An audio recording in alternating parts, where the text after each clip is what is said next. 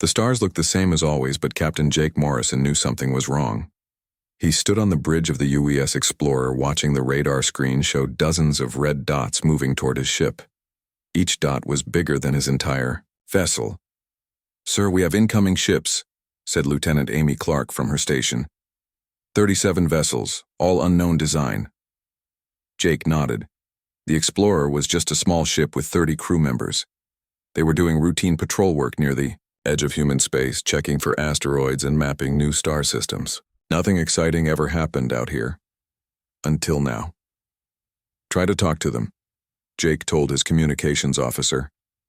The main screen lit up with an alien face. The creature had gray skin, 4 eyes, and a mouth full of sharp teeth.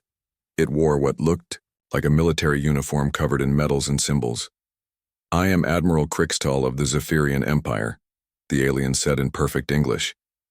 "Your species will surrender immediately. You have 1 minute to comply." Jake looked around his bridge. His crew waited for orders. They all knew they were facing impossible odds. One small human ship against nearly 40 alien warships. But Jake had his duty. "This is Captain Morrison of the United Earth Ship Explorer," he replied calmly. "You are in human territory. Please leave our space immediately." The alien admiral made a sound that might have been laughter. "Your tiny ship dares to challenge the might of the Zephyrian fleet? We have conquered 12 worlds. We have destroyed armies, and you think you can stop us?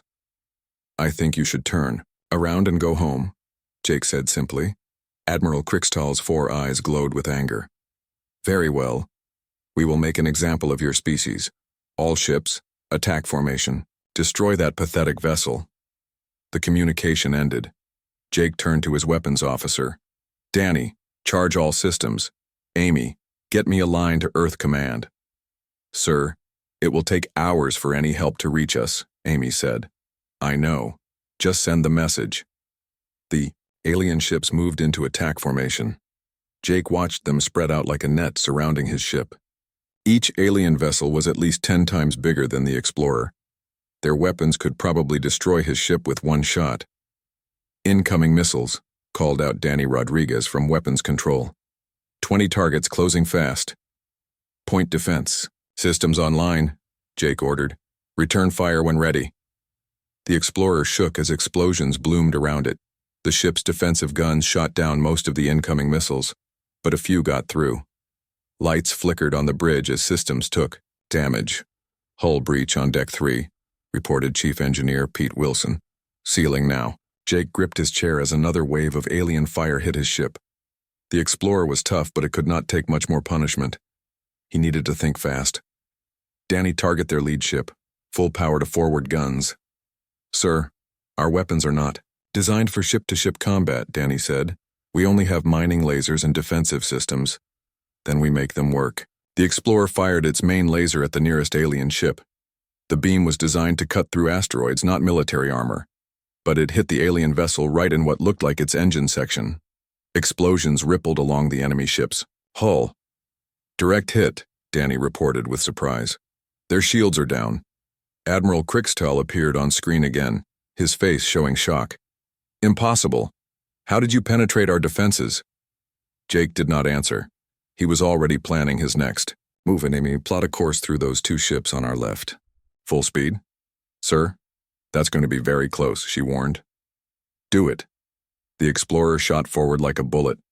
The alien ships tried to track it, but the human vessel was smaller and faster. Jake's ship flew between 2 enemy vessels, so close that their hulls almost touched. As they passed, Danny fired the mining laser again. The focused beam cut through both alien ships, causing massive explosions. Metal and atmosphere poured out into space. 2 ships disabled, Danny said, hardly believing his own words. The alien fleet was in chaos. They had expected an easy victory, not a fight. Their ships were powerful, but slow. The little human ship darted between them like a fish swimming through rocks. Jake used every trick he knew. He hid behind asteroids and used the Explorer's small size to stay in the aliens' blind spots. When the enemy ships got too close, he would pop out and hit them with the mining laser before disappearing again. The laser was not meant for combat, but it worked better than anyone expected. The alien ships had strong shields in front, but their sides and backs were weaker. Jake found every weak spot and hit them hard. After 20 minutes of fighting, 3 alien ships were dead in space and 5 more were badly damaged. But the Explorer was also hurt. Systems were failing and the hull was cracked in several places. "Sir, we cannot take much more," Pete reported from engineering. "Main power is down to 60%. Jake made a hard choice. "Amy, set course. For home. Best possible speed." "Running away, human?" Admiral Crickstall's voice crackled over the radio. "Completing my mission," Jake replied. "Have a nice day." The Explorer jumped to faster-than-light speed, leaving the alien fleet behind. In the command center of the Zephyrian flagship, Admiral Crickstall stared at the empty space where the human ship had been. "Admiral," his second-in-command said quietly, "what are your orders?" Crickstall looked at the damaged ships around him. One small human vessel had hurt his mighty fleet. If this was what humans could do with just one ship, what would happen when they faced humanity's real military? "Gather the fleet," he said slowly. "We need to learn more about these humans before we make our next move." General Vexmore stood in the war room of the Zephyrian homeworld, staring at the battle reports. 3 ships destroyed, 5 more damaged, all by one small human vessel. The numbers did not make sense. "Show me the recordings again," he told his aide. The holographic display replayed the fight. The human ship moved like nothing the Zephyrians had ever seen. It was fast, smart, and deadly. But what bothered Vexmore most was how calm the human captain had seemed. "Sir," said Commander Thicksall, his intelligence officer, "we have analyzed the human weapons. They were not military grade. Our experts believe they were mining tools." Vexmore's 4 eyes narrowed. "Mining tools did this damage?" "Yes, sir. The humans used industrial cutting lasers. They are designed to slice through rock and metal. Our ship armor was not built to stop such focused energy." The general walked to the window overlooking the capital city. Millions of Zephyrians lived below, confident in their empire's strength. They had ruled this part of space for 200 years. No enemy had ever challenged them successfully.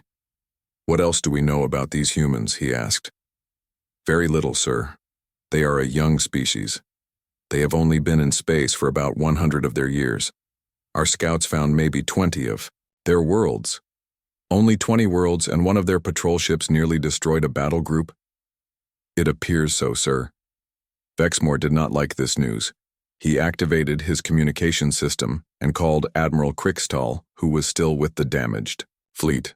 "Admiral, what is your assessment of human military capability?" Crickstall's image appeared and he looked troubled.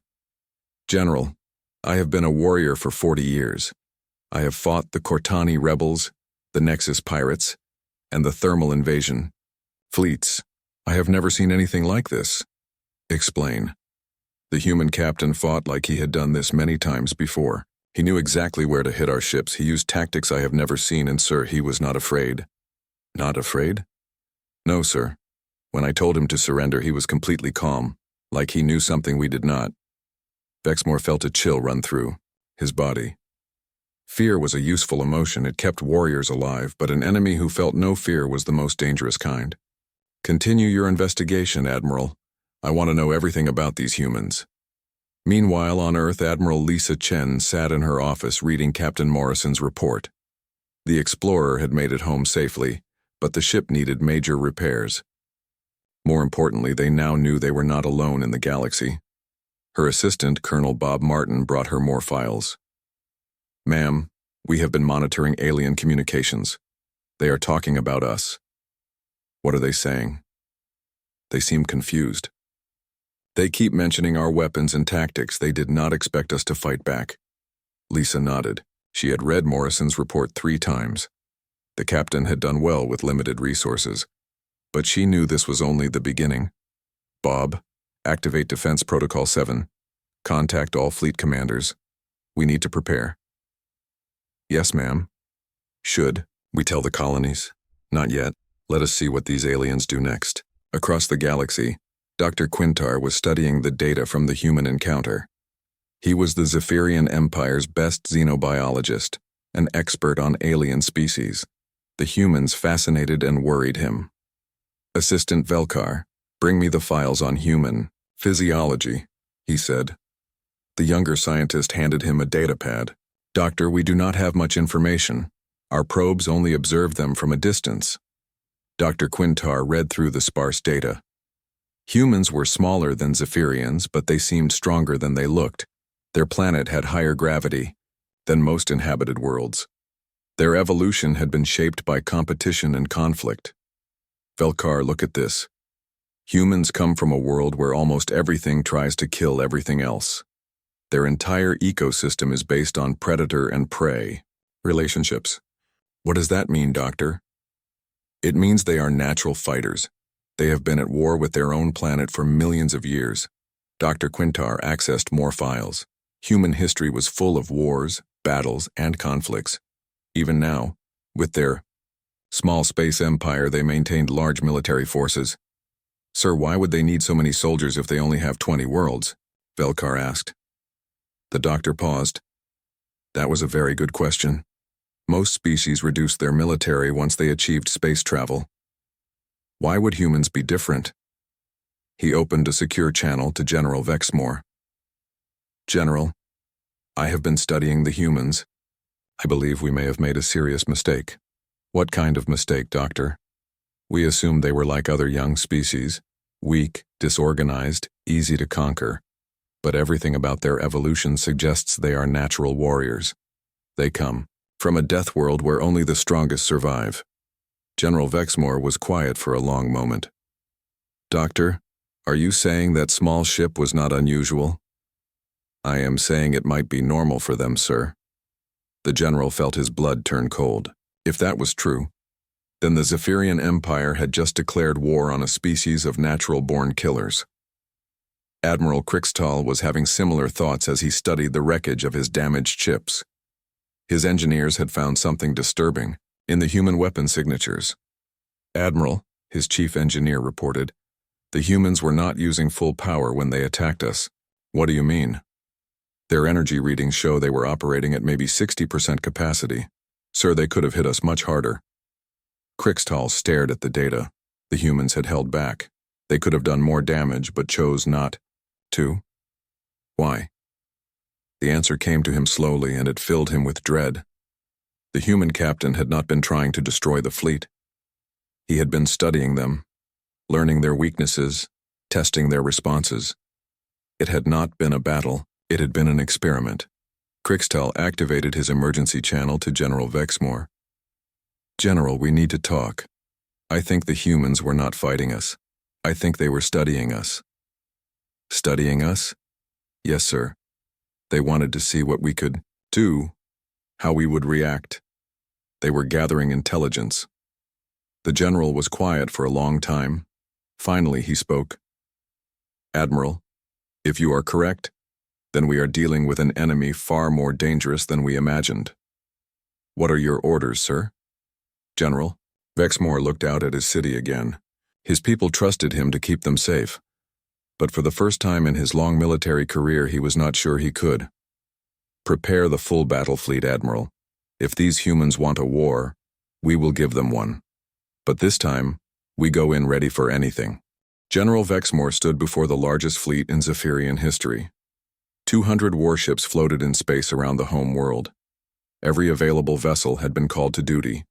Cruisers, destroyers, battle carriers, and the massive dreadnought, Thunder of Worlds.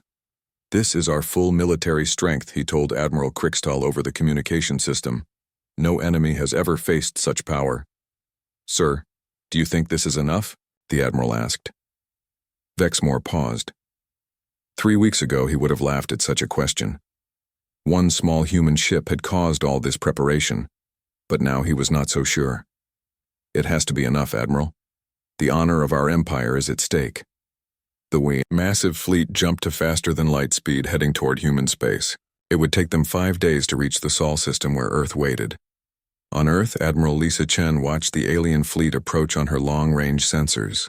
She sat in the command center deep under the Rocky Mountains, surrounded by screens. showing the positions of human forces across the galaxy.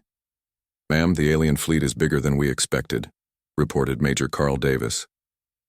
200 ships, including some very large ones. Lisa nodded calmly. "Any word from our scouts?" "Yes, ma'am. Commander Turner reports his group is in position near Jupiter. Captain Walker's ships are hidden behind the moon. Captain Brown has his squadron near the asteroid belt." "Good. Remember, we stick to the plan. No heroics." The alien fleet dropped, out of faster-than-light speed at the edge of the Sol system. General Vexmore expected to see hundreds of human warships waiting for them. Instead, his sensors showed only a handful of small vessels. "Admiral Crichton, are you seeing this?" he asked. "Yes, sir. Only 12 human ships. Where is their main fleet?" Commander Alex Turner sat on the bridge of the UES Defender watching the alien armada approach. His small force looked tiny compared to the enemy, but that was the point. Behind him floated 11 other ships, all similar in size to the Explorer. "Sir, they are trying to talk to us," said his communications officer. "Put them through." General Vexmore's face appeared on the screen. "Human Commander, I am General Vexmore of the Zephyrian Empire. You are vastly outnumbered. Surrender now and your deaths will be quick." Alex looked calm, almost bored. "This is Commander Turner of the Earth Defense Force. You are in human space without permission. Leave now." "You have 12 ships. We have 200. Do the math, human." "I did. You should leave." The general's 4 eyes glowed with anger. "Very well. All ships, attack formation. Destroy every human vessel." The communication ended. Alex turned to his crew. "You heard the man. Time to get to work." The Zephyrian fleet spread out like a massive net, surrounding the small human force. This time, they would not be caught off guard. Every ship had its weapons ready. Every captain knew what to do. "Fire," General Vexmore commanded. Thousands of missiles and energy beams shot toward the human ships. The space around Turner's fleet lit up with explosions. But when the light faded, the human ships were still there. "Impossible," Crickstar shouted. "Our sensors showed direct hits." "Sir, the humans are using some kind of defensive system we have never seen before," reported his weapons officer. Commander Turner smiled slightly.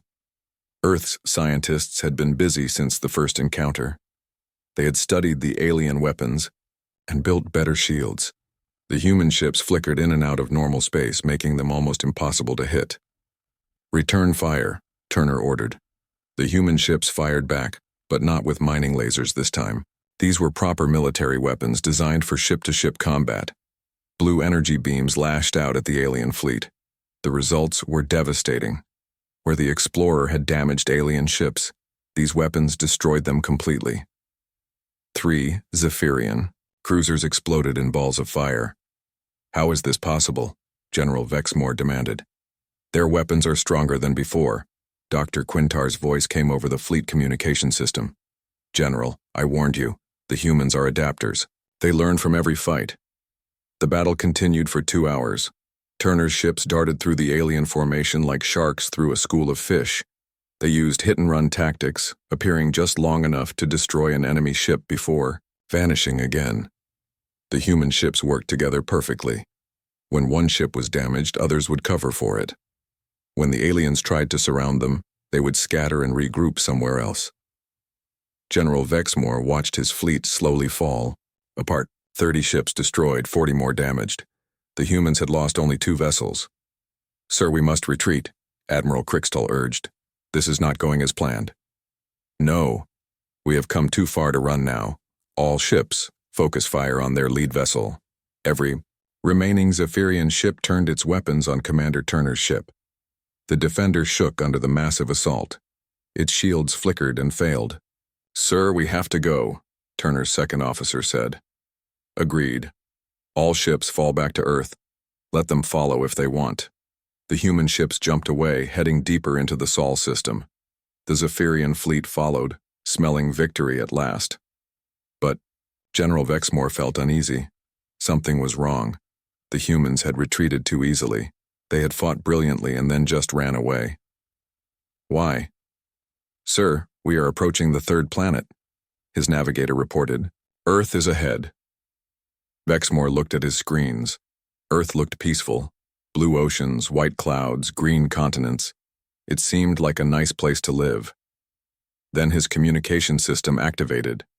A new human voice spoke, calm and professional. Zephyrian. Fleet, this is Captain Steve Walsh of Earth Defense Command. You have entered our home system. This is your final warning. Leave now or face the consequences. General Vexmore laughed. Another human with a big mouth. Where is your ship, Captain? Right behind you. Vexmore spun around to look at his rear sensors. Nothing there.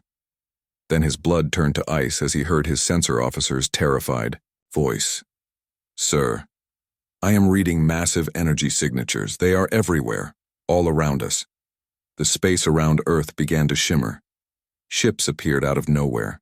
Not 12 ships this time, not even 100. The sensors showed over 500 human vessels ranging from small destroyers to massive battle cruisers that dwarfed even the Thunder of Worlds.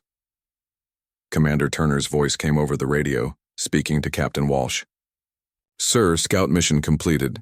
Alien fleet capabilities assessed, requesting permission to return to base. Permission granted, Commander. Good work. Main fleet will take it from here. General Vexmore stared at the tactical display. His mighty fleet was surrounded by an armada that made his force look like a handful of toys. Sir, Admiral Crickstall whispered. What are your orders? For the first time in his military career, General Vexmore had no idea what to do. General Vexmore stared at the tactical display showing hundreds of human ships surrounding his fleet. His hands shook as he tried to understand what was happening. The mighty Zephyrian Empire, conqueror of 12 worlds, was trapped. Sir, incoming. Communication from the human fleet, his communications officer reported with a trembling voice. Put it through. A human woman appeared on screen. She wore a crisp military uniform with many medals. Her eyes were calm, but hard as steel. I am Admiral Susan Rodriguez of the Earth Defense Force. General Vexmore, you have entered our space with hostile intent. Explain yourself. Vexmore tried to sound confident. We came to stop the human threat before it spreads across the galaxy. Threat? We were conducting peaceful patrol operations when your ships attacked our scout vessel. Scout vessel? Vexmore felt his heart sink. The Explorer was a scout ship? Of course. What did you think it was? Before Vexmore could answer, his communication system picked up a transmission between human ships. It was not meant for alien ears, but Zephyrian technology was good at intercepting signals. Captain Steve Walsh to Sector Command, came a calm human voice, requesting permission to engage with available units in local defense sector. The response made every Zephyrian officer freeze in terror. Permission granted, Captain. Scout units will maintain current positions. Main fleet elements are standing. By Dr. Quintar, who was listening from the home world, felt his blood turn to ice. He activated an emergency channel to General Vexmore. General, did you hear that transmission? Yes, Doctor. What does it mean? It means we never fought their military, sir. Everything we encountered were scout units. The Explorer, Commander Turner's ships, all of them were just reconnaissance forces. The terrible truth hit General Vexmore like a physical blow. Every battle, every encounter, every fight that had impressed and worried his commanders, none of it had been with the actual human military. Admiral Crickstall's voice came over the fleet communication system. Sir, if those were just scouts, then what is this? He was looking at the massive human fleet surrounding them. Dr. Quintar answered from his laboratory on the homeworld. This is their real military, Admiral. What we are seeing now is what humans actually bring to a fight. On Earth, Admiral Lisa Chen sat in her command center, watching the alien fleet through her monitors. She turned to Colonel Bob Martin, who stood beside her. Bob, what do our intelligence reports say about Zephyrian? Military doctrine? Ma'am, they prefer overwhelming force. They bring everything they have to crush an enemy quickly. This fleet probably represents most of their military strength. Lisa nodded. And they brought it to fight our scouts. She activated her communication system to speak with Admiral Rodriguez, who was commanding the fleet near Earth. Susan, what is the alien fleet doing? They are not moving, Lisa. I think they are in shock. Understandable. Make sure they understand their situation, but do not threaten them directly. We want them to leave, not fight to the death. Meanwhile, on the Zephyrian flagship, General Vexmore was having an emergency meeting with his top officers. How many ships do the humans have? He asked his intelligence officer. Commander Thixall checked his sensors. Sir, I count 537 vessels in the immediate area. But sir, our long-range sensors are detecting more ships throughout this system. How many more? Sir, there might be over 1,000 human ships in this system alone. The meeting room fell silent. The Zephyrian Empire had brought its entire military force, 200 ships, to fight what they thought was humanity's full strength. Instead, they had discovered they were facing an enemy with 5 times their numbers. Admiral, Crixtal spoke quietly. General, our intelligence was completely wrong. We thought humans were a young, weak species with maybe 20 worlds. How wrong were we? Vexmore asked. Dr. Quintar's voice came through the communication system from the homeworld. General, I have been analyzing their ship positions and communication patterns. I believe we seriously underestimated human expansion. What do you mean? Sir, the humans are not just in this system. Based on their fleet deployment patterns, I estimate they have colonies in over 200 star systems. The number hit the Zephyrian officers like a bomb. 200 systems. The Zephyrian Empire controlled 15 systems and considered itself a major galactic power. Doctor, are you saying the humans have built an empire 10 times larger than ours? General Vexmore asked. Yes, sir. And if each system has even a small defense fleet like what we are seeing here, the total human military could number in the tens of thousands of ships. General Vexmore sat down heavily in his command chair. His empire had picked a fight with a sleeping giant. Worse, they had done it by attacking the giant's children. Another human transmission was intercepted by Zephyrian sensors. This time it was between Admiral Rodriguez and another human commander. Admiral, this is Captain Tony Garcia of the Mars Defense Squadron. We have 43 ships ready to assist if needed. Thank you, Captain. Hold position for now. Also, please contact the Jupiter fleet and have them maintain alert status. General Vexmore listened in growing horror. Mars had its own fleet. Jupiter had its own fleet. How many more human fleets were out there? His communication officer looked up from his station. Sir, we are detecting movement in the outer system. More human ships are arriving. How many? Sir, at least 200 more vessels. Dr. Quintar's analysis continued to paint a darker picture. General, I have been studying their military communications. The humans have something called reserve fleet commands and sector defense groups. Sir, I think what we are seeing is just their local home defense force. You mean they have more ships elsewhere? Much more, sir. Their communications reference: deep space patrol groups, colonial defense fleets, and expeditionary task forces. General, the human military appears to be organized on a scale we never imagined. Admiral Crixtal's voice was barely a whisper. Sir, what have we done? General Vexmore looked at his tactical display again. His 200 ships, the pride of the Zephyrian Empire, were surrounded by a force that could destroy them in minutes. And this was just the beginning of what humanity could bring to bear. He thought about his people back home, confident in their empire's strength. They had no idea their military had just declared war on a civilization that could sweep them aside, without effort. Sir, his communications officer said, Admiral Rodriguez is asking for our response. General Vexmore looked at the human admiral's calm face on his screen. She was waiting patiently for his answer, showing no sign of anger or hostility. She looked like someone who was used to being in control of overwhelming force. Admiral Rodriguez, he said slowly, I believe there has been a terrible misunderstanding.